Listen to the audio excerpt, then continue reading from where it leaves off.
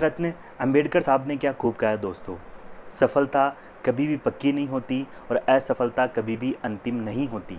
इसलिए अपनी कोशिशों को तब तक जारी रखो जब तक कि आपकी जीत इतिहास ना बदल जाए। नमस्कार दोस्तों, मैं हूँ अविनाश कुमार पांचाल और आज मैं लेकर आया हूँ आपके लिए माध्यमिक शिक्षा बोर्ड राजस्थान कक्षा 11 मनोविज्ञान की पुस्तक से इकाई 5 जो कि अपन ने स्टार्ट कर दी थी। इससे पहले वाले वीडियो में अपन ने बात की थी संवेदना और अवधान के बारे में, तो वो वीडियो नहीं देखा हो तो चैनल के प्लेलिस्ट में जाकर वो वीडियो ज़रूर देखना, क्योंकि संवेदना को समझने के बाद में प्रत्यक्षीकरण को समझना आसान हो जाएगा। बात करते हैं आज अपन प्रत्यक्षीकरण और भ्रम के बारे में। सबसे पहले बात करते हैं अपन प्रत्यक्षीकरण, जिसको इंग्लिश में बोलते हैं परसेप्शन। प्रत्यक्षीकरण क्या होता है? तो संवेदना के बाद में, यानी कि प्रत्यक्षीकरण का जो प्रारंभ होता है वो किससे होता है? संवेदना से। अपन ने पहले बात की थी कि संवेदना को ज्ञान की पहली सीढ़ी कहा जाता है। वही बात करें प्रत्यक्षीकरण की, तो प्रत्यक्षीकरण को ज्ञान की द्वितीय सीढ़ी कहा जाता है। तो यहाँ पे आपको ध्यान में रखना, प्रत्यक्षीकरण की जो प्रक्रिया प्रारंभ होती है वो किससे प्रारंभ होती है? संवेदना से। किससे प्रारंभ होती है? संवेदना से। छोटा सा टॉपिक है, एक एग्जाम्पल से ही आप समझ जाओगे। जैसे मान लो एक नवजात शिशु है। क्या है? नवजात शिशु है। अपन ने इस एग्जाम्पल की पहले भी बात की थी। एक नवजात शिशु है, उसने जन्म लिया है, उसका ज्ञान पूर्णतः क्या है? शून्य है। वह इस संसार के बारे में कुछ नहीं जानता है, लेकिन नवजात शिशु के समक्ष तेज आवाज़ की जाती है या किसी प्रकार की तेज आवाज़ होती है तो वह क्या हो जाता है? चौंक जाता है। अपनी ज्ञानेंद्रियों के कारण वो क्या हो जाता है? चौंक जाता है। और उस चौंकने को अपन ने कहा था संवेदना। क्या कहा था अपन ने? संवेदना।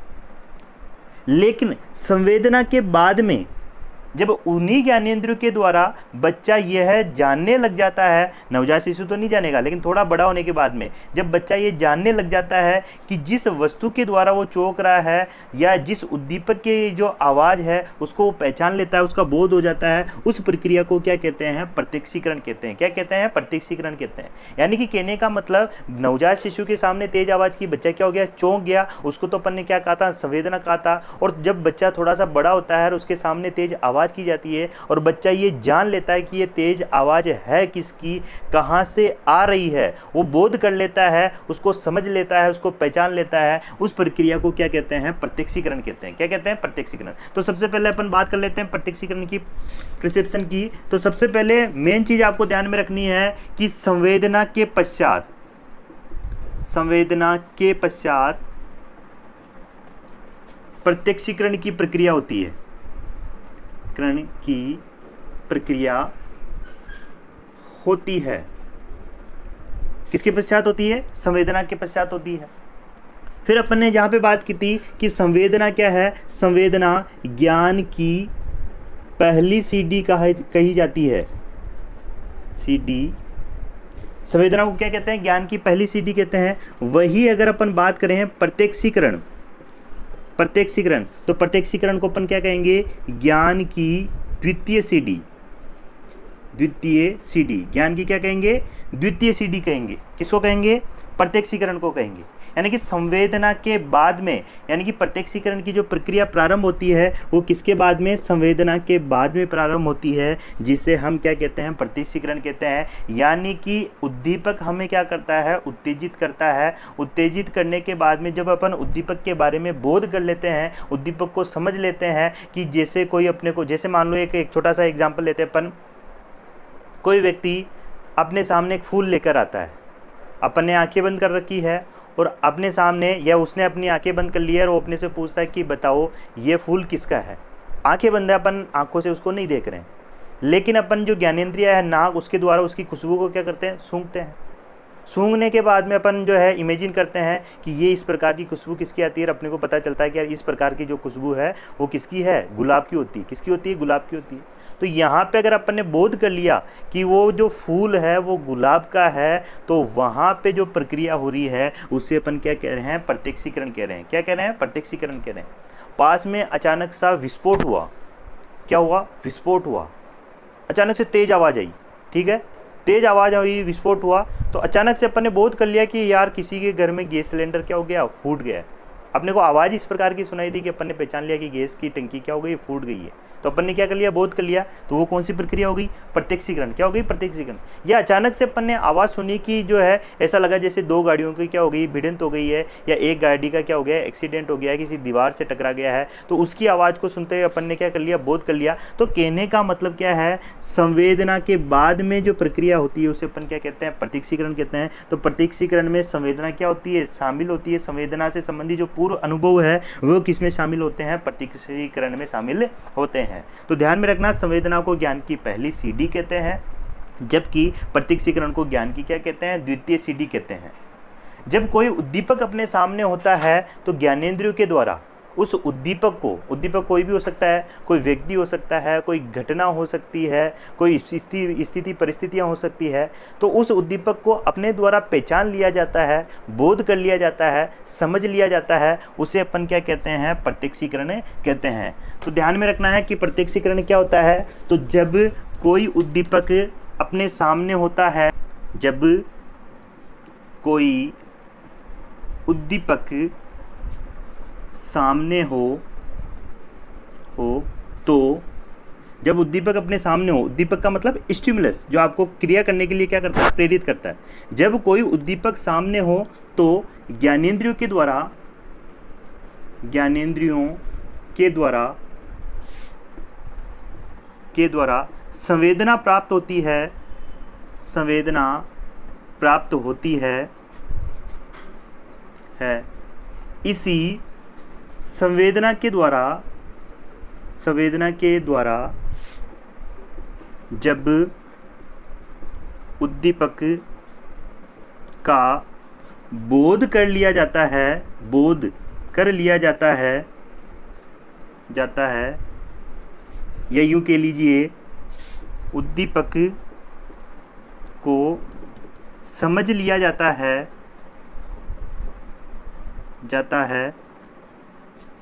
तो इस प्रक्रिया को प्रत्यक्षीकरण कहते हैं। समझ में आई बात। फॉर एग्जाम्पल, अपने सामने अपनी आंखें बंद कर दी गई है, गुलाब का फूल कोई लेकर आया है और उसकी खुशबू से अपन ने पहचान लिया कि यार फूल किसका है, गुलाब का है। तो वो प्रक्रिया क्या कहलाएगी, प्रत्यक्षीकरण कहलाएगी। अपन कहीं से गुजर रहे हैं, किसी घर के अंदर शादी का माहौल है और वहाँ पे भोजन जो है बन रहा है, उसकी खुशबू से अपने को पता चल जाता है कि यार यहाँ पे तो है शादी वाला क्या है, माहौल है। खुशबू से अपने को पता चल जाता है कि दाल बन रही है, पूड़ियाँ बन रही है, या मिठाइयों की खुशबू आ रही है। तो वहाँ पे अपन ने उसको बोध कर लिया, उसको जान लिया, उसको समझ लिया। ये प्रक्रिया क्या कहलाती है, प्रत्यक्षीकरण कहलाती है। समझ में आया होगा। अगर बात करें एक शख्स की, अपने आरबीसी किताब में तो इसकी परिभाषा नहीं है, फिर भी बात कर लेते हैं। वुडवर्थ ने क्या कहा था, वुडवर्थ कहता है इंद्रियों के द्वारा बाह्य घटना, व्यक्ति, वस्तु या तथ्यों के बारे में जानने की जो प्रक्रिया होती है उसे अपन क्या कहते हैं, प्रत्यक्षीकरण कहते हैं। तो वुडवर्थ क्या कहता है, इंद्रियों के लो या ज्ञानेंद्रियों के लो एक ही बात है, इंद्रियां या ज्ञानेंद्रिय एक ही बात है। तो ज्ञानेंद्रियों के द्वारा बाह्य घटना हुई, कोई तथ्य हुए, व्यक्ति हो गया, वस्तु हो गया, उससे संबंधित किसी जानकारी को जान लेना, वही प्रक्रिया क्या कहलाती है, प्रत्यक्षीकरण कहलाती है। तो ये प्रत्यक्षीकरण का जो है अर्थ आपको समझ में आया होगा। अब इसके आगे अपन बात करते हैं प्रत्यक्षात्मक जो अपने सिद्धांत दिए हुए हैं आरबीएससी की किताब में, वो आपको वेरी वेरी इंपॉर्टेंट है, वो आपको ध्यान में रखना है। तो सबसे पहले अपन बात करते हैं प्रत्यक्षात्मक संगठन की। तो प्रत्यक्षात्मक संगठन की अपन बात करते हैं, तो प्रत्यक्षात्मक संगठन की जो विचारधारा दी गई है वो किसकी देन है, वो गेस्टाल्टवादियों की देन है।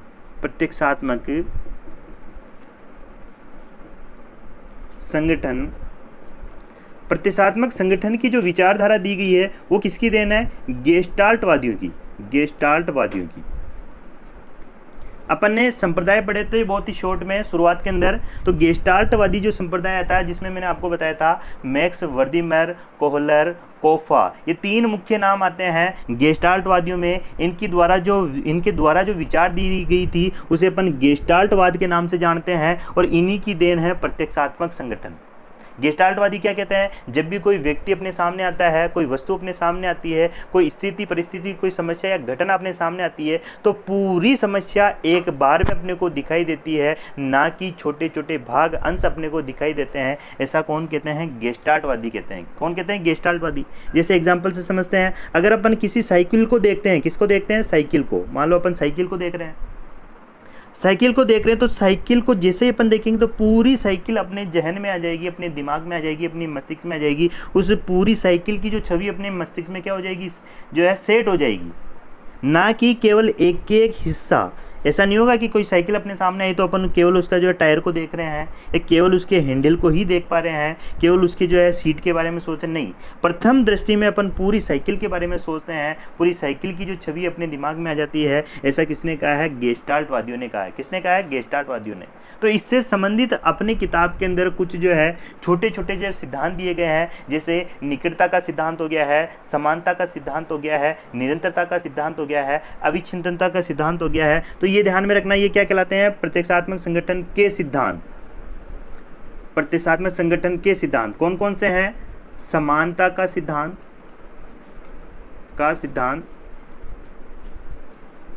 निकटता का सिद्धांत, निरंतरता का सिद्धांत, अविच्छिन्नता का सिद्धांत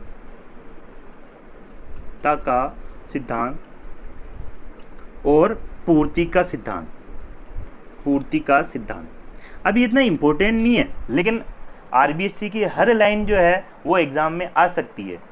कोई सी लाइन के बारे में अपन ये नहीं कह सकते कि यार ये चीज़ नहीं आ सकती है। आरबीएससी में अगर कुछ भी मैटर दिया हो तो वो आपके पेपर में आ सकता है, चाहे वो सेकंड ग्रेड का एग्जाम हो, फर्स्ट ग्रेड का हो, चाहे रीड का हो, चाहे अगर बात करें पीटीआई थर्ड ग्रेड का, सेकंड ग्रेड का, तो यहाँ से आ सकता है। प्रश्न इस प्रकार से पूछा जा सकता है कि प्रत्यक्षात्मक संगठन का एक सिद्धांत है, निम्नलिखित में से कौन सा प्रत्यक्षात्मक संगठन का सिद्धांत है। या एक डायग्राम दे देगा आपको और पूछ लेगा निम्नलिखित में से कौन से सिद्धांत से संबंधित ये जो डायग्राम है, ये चित्र है, इस प्रकार से। तो ये आपने 5 सिद्धांत दे रखे हैं, समानता का सिद्धांत, निकटता का सिद्धांत, निरंतरता का सिद्धांत, और अगर बात करें अविच्छिन्नता का सिद्धांत और पूर्ति का सिद्धांत। तो क्या सिद्धांत है, स्क्रीन पे आपको ये फोटो दिखाई दे रही होगी। तो सबसे पहले अपन बात करते हैं समानता के सिद्धांत की। किसकी बात करते हैं, समानता के सिद्धांत की बात करते हैं।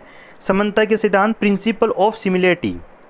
जिन वस्तुओं में समानता होती है या वो किसी क्वालिटी के अंदर विशेषताओं में एक जैसे होते हैं, तो उनके समूह को जब अपन देखते हैं तो वो अपने को एक अलग ही तरीके से दिखाई देते हैं, अलग समूह के रूप में दिखाई देते हैं। जैसा कि आपको चित्र में दिखाई दे रहा होगा, इसमें वृत्त की आकृति दे रखी है और इसमें वर्ग की आकृति भी दे रखी है।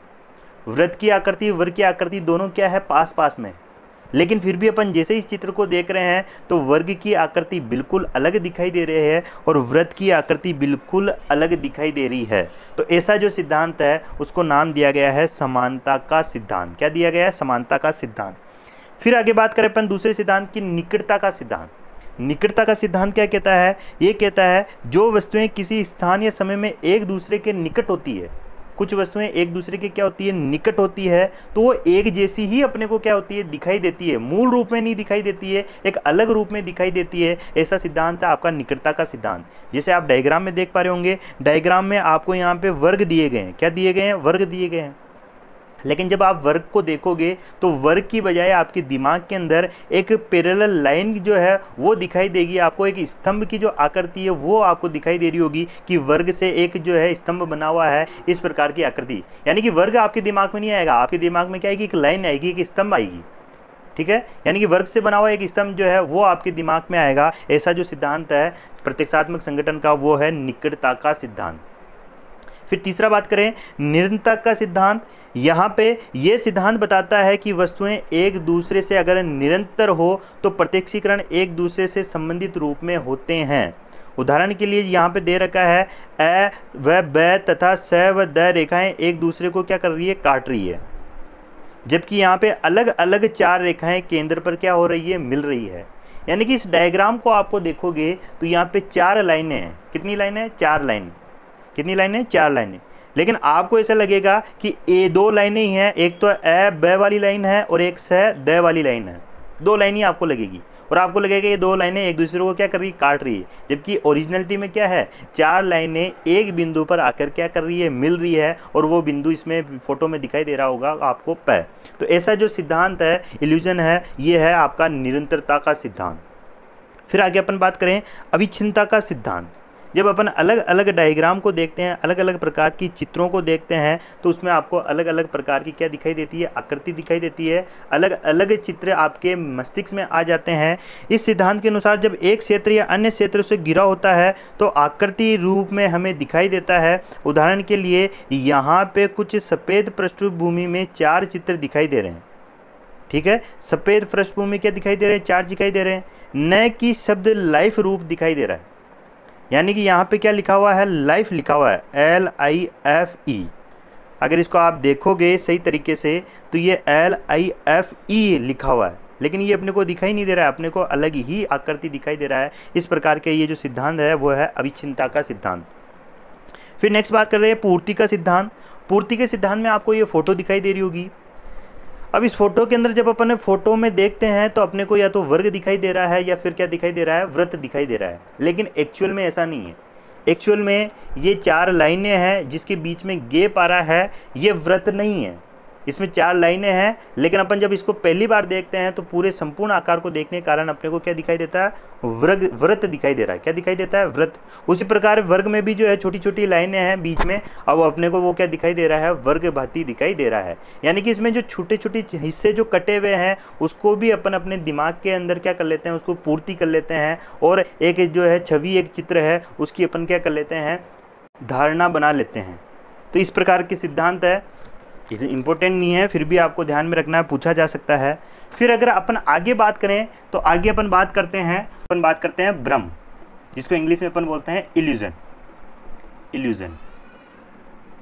भ्रम क्या होता है, जब अपन प्रत्यक्षीकरण करते हैं तो हमेशा प्रत्यक्षीकरण जो है वह सही हो, हमेशा बोध अपना सही हो, समझ अपनी सही हो उद्दीपक के प्रति, ऐसा जरूरी नहीं है। इसे ही अपन क्या कहते हैं, भ्रम कहते हैं। क्या कहते हैं, भ्रम कहते हैं।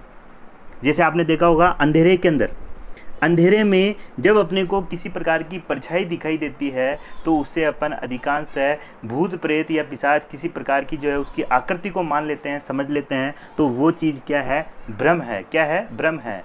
दूर से देखा तो अंडे उबल रहे थे, पास जाके देखा तो गंजे उछल रहे थे। तो ये क्या बात हो गई, भ्रम।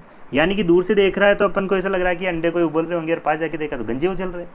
तो यहाँ पे क्या बात हो गई, ये भ्रम की बात होगी। किसकी बात होगी, भ्रम। अंधेरे में मान लो अचानक से आपके पाँव में जो है रस्सी टकरा जाती है, या आपको रस्सी जैसी कोई चीज़ दिखाई देती है, तो आप उसको प्राय क्या समझ लेते हो, सांप समझ लेते हो, है ना। तो वो चीज़ क्या कहलाती है, भ्रम कहलाती है। क्या कहलाती है, भ्रम। तो भ्रम का मतलब क्या होता है कि प्रत्यक्षीकरण हमेशा सही नहीं होता है। प्रत्यक्षीकरण में बहुत बार क्या हो जाता है, गलतियाँ हो जाती है। प्रत्यक्षीकरण में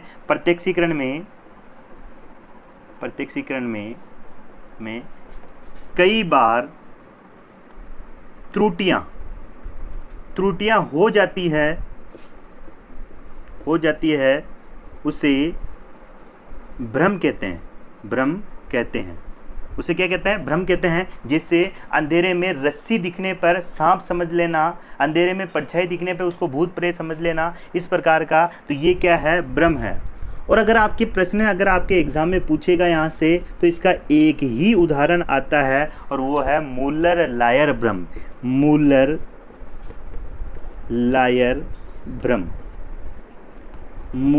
लायर भ्रम यही पूछेगा। वो पूछेगा कि मूलर लायर भ्रम क्या है, तो ये भ्रम का एक उदाहरण है, ये कोई चीज़ नहीं है, ये भ्रम का एक उदाहरण है जिसमें रेखाओं के बारे में बताया गया है। इस प्रकार की रेखा है, देखो जो आपको फोटो दिखाई दे रही होगी, इस प्रकार की रेखा,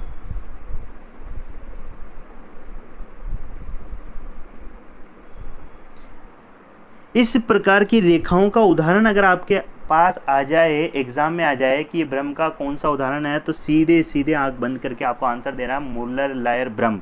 ये क्या कहलाता है, ये क्या होता है कि ये जो रेखाएं हैं इनकी जो दूरी है वो एक समान मानी गई है। यानी इनकी जो लंबाई है वो क्या मानी गई है, एक ही मानी गई। ये सारी तीनों रेखाओं की लंबाई क्या है, एक ही है। लेकिन जब अपन देखते हैं तो अपने को भ्रम हो जाता है। जैसे आप देख पा रहे होंगे कि एक में तो आपको जो है छोटी रेखा दिखाई दे रही होगी, एक में थोड़ी उससे बड़ी दिखाई दे रही होगी, और एक में सबसे ज़्यादा लंबी दिखाई दे रही होगी। तो ये किस प्रकार का भ्रम है, तो इसे अपन बोलते हैं मुलर लायर भ्रम। जबकि इन रेखाओं की जो लंबाई है वो क्या है, एक समान है। तो इस प्रकार का उदाहरण आ जाए तो ध्यान में रखना वो भ्रम का कौन सा उदाहरण है, वो मुलर लायर भ्रम का उदाहरण है। तो ये छोटा सा टॉपिक है, आशा करता हूँ कि टॉपिक आपके समझ में आया होगा। तो ज़्यादा से ज़्यादा इस वीडियो को अपने दोस्तों के साथ शेयर करें, लाइक करें और चैनल को सब्सक्राइब करें। अगर आप नए हो तो चैनल को ज़रूर सब्सक्राइब करें। धन्यवाद, थैंक यू।